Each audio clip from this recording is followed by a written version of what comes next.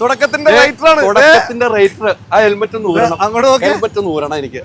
തുടക്കത്തിന്റെ writer correct നമുക്ക് കിട്ടും. കൃത്യ സ്ഥലത്ത് നിന്ന് കയറിയടാ. തുടക്കത്തിന്റെ റൈറ്റർ അതും കൂടെ ഒന്ന് കാണിച്ചു. ഇവനാണ് എന്നെ കൊണ്ട് ആ ഇത്രയും വൃത്തികെട്ട പോലീസുകാരനാക്കി മാറ്റിയത്. മറ്റേ ആളാണ്. ഇവൻ എഴുതി, ജൂഡ് സാറ് അതിനെ വേറെ ലെവലിലോട്ട് കൊണ്ടുപോയി. എനിക്ക് ഈ കിട്ടുന്ന അമ്മമാരെന്ന് ചേച്ചിമാരെന്ന് കിട്ടുന്ന ചീത്ത വിളിയുടെ ഒരു 75% അവർക്ക് കൊടുക്കണം. ഇവര് രണ്ടുപേരും കൂടെയാണ് എന്നെ അങ്ങനെ ആക്കി വെച്ചേക്കുന്നത്. മുഖം കൊടുക്ക്. കൃത്യ സ്ഥലത്താണ് നീ വന്ന് കയറി. സന്തോഷം കേട്ടോ. ഗംഭീര സിനിമ. നിങ്ങൾ രണ്ടുപേരും കൂടി എഴുതിയ റേറ്റിംഗിൽ ഒരാളും കൂടെ ഉണ്ടായിരുന്നു അല്ലേ? ഞാൻ അന്ന് നിങ്ങൾ പ്രസംഗം കയറുമ്പോൾ നിങ്ങളൊന്ന് വിറക്കിൽ മാത്രമേ ഞാൻ കണ്ടുള്ളൂ. പക്ഷെ ഇവിടെ വന്നു കഴിഞ്ഞപ്പോൾ വിറയിലില്ല. പക്ഷെ സിനിമയുടെ വിജയത്തിന്റെ സന്തോഷം. ഞാൻ ഇവിടെ വന്ന് ഇന്റർവ്യൂ എടുക്കാനുള്ള കാരണം എന്ന് പറയുന്നത് ഇത് ഇവിടെ ഒത്തിരി ഡ്യൂട്ടിക്ക് ചെയ്യുന്നുണ്ട്.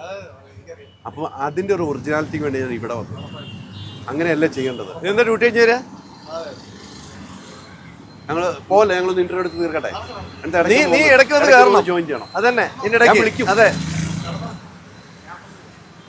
അവിടെ ഞങ്ങൾ അങ്ങോട്ട് വരും. അപ്പുറത്ത് വെച്ചിട്ട് നമുക്ക് ഇവിടെ ചായക്കടകളൊക്കെ ഉള്ള ഈ പറഞ്ഞതുപോലെ ഈ മതിലുകൾക്കും ഇതിനും ഒത്തിരി കഥകളില്ലേ? ഇഷ്ടം പോലെ. നിങ്ങൾ ഇവിടെ വന്ന് നിൽക്കുന്നത് ഇങ്ങനെയാണോ? എങ്ങനെ നിൽക്കുന്നത്?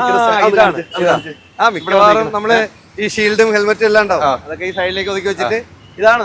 വേറെ പ്രശ്നങ്ങളൊന്നും ഇല്ലെങ്കിൽ ഇങ്ങനെയൊക്കെ നിന്ന് ഇങ്ങനെ ചുറ്റും വീക്ഷിച്ച് ഇടയ്ക്കിടയ്ക്ക് ട്രാഫിക് ഡ്യൂട്ടിയൊക്കെ ചെയ്ത് ഇറങ്ങി എന്തെങ്കിലും ഇഷ്യൂ ഉണ്ടെങ്കിൽ പെട്ടെന്ന് അങ്ങ് ഇറങ്ങും. പെട്ടെന്ന് തന്നെ ഹെൽമെറ്റ് ഒക്കെ എടുത്തു വെച്ചു. ഇതെല്ലാം ശടപടയാണ്. നമുക്ക് ഒരു 1-2 മൂവ്മെന്റിൽ നമുക്ക് നടക്കണം. അതാണല്ലോ പോലീസുകാരെന്ന് പറഞ്ഞാൽ. അതാണല്ലോ പെട്ടെന്ന് നമ്മൾ ഇറങ്ങി ചെല്ലുക എന്നുള്ളതാണ്. ഒരു സിറ്റുവേഷനിലേക്ക് ഭയങ്കര സ്പീഡിലെത്തി അവിടെ ക്ലിയർ ചെയ്യുക എന്നുള്ളതാണ് പോലീസുകാരൻ്റെ ജോലി ഇവിടെയൊക്കെ. അപ്പം അങ്ങനെയുള്ള ഒത്തിരി ഇത് സമരം പല വിധത്തിലാണ്. വളരെ ശാന്തമായ സമരങ്ങളുണ്ട്, വളരെ കലുഷിതമായ പ്രശ്നങ്ങളുമുള്ള സമരങ്ങളുമുണ്ട്. അത് പല പല കാരണങ്ങളുമാണ്. അപ്പം ഇതിനെല്ലാത്തിനും ഞാനിവിടെ ഒത്തിരി ജോലി ചെയ്തിട്ടുണ്ട്. അങ്ങനെ ഇവിടെ കാര്യമൊക്കെ പറയുമ്പോൾ പുറകിലിരിക്കുന്നു. അതെ ഇതാണ് ഇവര് ഈ പറഞ്ഞ ഇത് അകത്തെ ഡ്യൂട്ടിയുടെ ഭാഗമായിട്ട്. അകത്തെ ഡ്യൂട്ടിക്കുള്ള അല്ലേ? ഇവിടെ ഈ ഭാഗത്ത് കുറച്ച് ഈ കസേരയൊക്കെ കിടക്കുന്നത് ഇവിടെയൊക്കെ ഉള്ള പോലീസുകാരുടെ ജോലി ചെയ്യുന്നവരുടെയാണ്.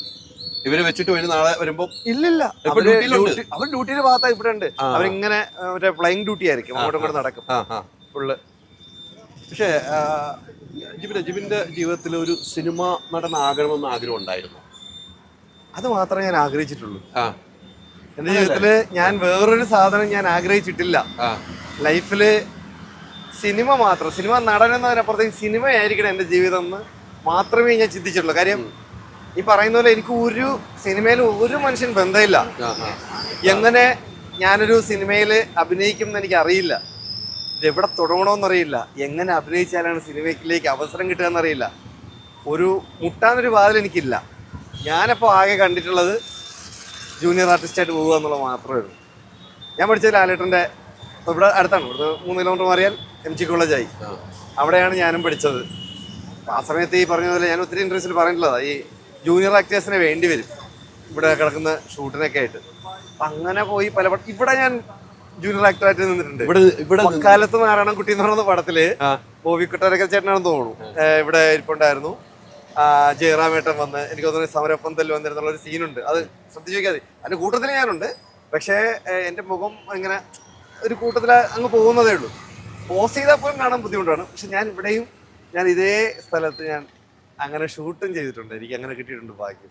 വക്കാലത്ത് നാരായണൻകുട്ടി എന്ന് പറഞ്ഞ പടത്തിൽ ഞാൻ 50ഓളം പടങ്ങൾ ഞാൻ അങ്ങനെ അങ്ങറ്റങ്ങറ്റായിട്ട് ചെയ്തിട്ടുണ്ട്. ഹിറ്റായത് ഏത് സിനിമയാണ്? ആദ്യത്തെ ഹിറ്റ് അടിച്ചിട്ട് ആളുകൾ ശരിക്കും തിരിച്ചറിയുന്ന സിനിമ? ഹിറ്റായത് ആൾക്കാർ തിരിച്ചറിഞ്ഞു തുടങ്ങിയ പടം എനിക്ക് തോന്നുന്നു 2018 എന്ന് പറയുന്ന സിനിമയിലാണ്. അതിന് എൻ്റെ ആശാൻ ജൂഡ് ആന്റണി ആശാൻ തന്നെയാണ് അതിൽ എന്നെ വെച്ചത്. അതിനു മുന്നേ എന്നെ തിരിച്ചറിയത്തക്ക രീതിയിൽ വലിയ സംഭവങ്ങളൊന്നുമില്ലായിരുന്നു. മിന്നൽ മുരളി OTT-ൽ വൻ ഹിറ്റായി. അതും അപ്പോഴേ തന്നെ എന്നെ അറിയാവുന്ന പോലീസുകാരൊക്കെ, ഞാനതിൽ പോലീസുകാരൊക്കെ എല്ലാം ചെയ്തത്. പക്ഷെ അതിൽ കുറേ ആൾക്കാർ എന്നെ മനസ്സിലാക്കി തുടങ്ങി. പക്ഷെ വൈഡായിട്ട് ആൾക്കാർക്ക് എന്നെ കിട്ടി തുടങ്ങിയത് ഈ നമ്മുടെ 2018 തന്നെ. അതിലും ചൂടാശാൻ തന്നെ വേണ്ടി വന്നു എന്നുള്ളതാണ്.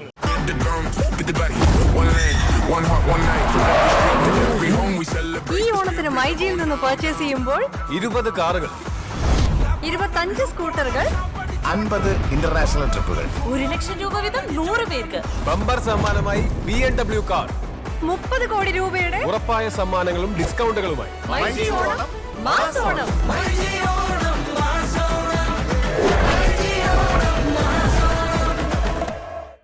ചെയ്യും.